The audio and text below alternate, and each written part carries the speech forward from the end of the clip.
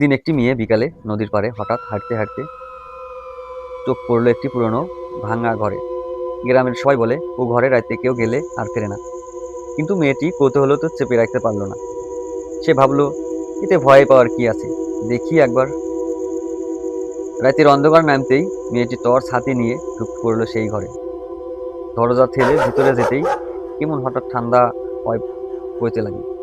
মনে হলো কেউ যেন ফিস ফিস করে বলছে, ফিরে যা, ফিরে যা, এখনো সময় আছে। মেয়েটি টর্চের আলো ঘোরাতে ঘোরাতে দেখলো ঘরের কোণে একটা পুরনো আয়না। কাঁচটা ফেটে আছে, কিন্তু মাঝখানে যেন কারো ছায়া দেখা যাচ্ছে।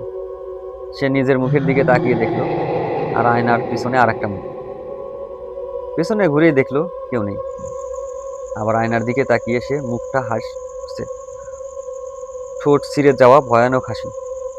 হঠাৎ আয়নাটা নিজেই থেকে ফেটে গেল, আর ঘরের চারদিকে থেকে শব্দ উঠলো, আমায় কেন ডেকে আনলি। মেয়েটি দৌড়ে বাইরে বেরোতে গেল, কিন্তু দরজা তখন বন্ধ।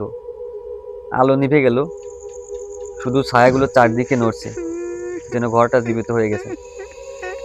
ভোরের আলো উঠলো, গ্রামের লোকজন ঘরের সামনে দেখতে গেল। দরজা খোলা, কিন্তু ভিতরে কেউ নেই। শুধু মেঝেতে একটা ভাঙা টর্চ পড়ে আছে, আর আয়নার ফ্রেমে হালকা করে লেখা, মেয়েটির আমি এখনো। ওইট ওইট ওইট দ্বিতীয় পার্ট দেখার জন্য আমার পেজটিকে ফলো দিয়ে রাখুন, এবং ইউটিউব থেকে দেখলে চ্যানেলটি সাবস্ক্রাইব করে রাখুন। মেয়েটির কি হলো সবই দ্বিতীয় পার্ট।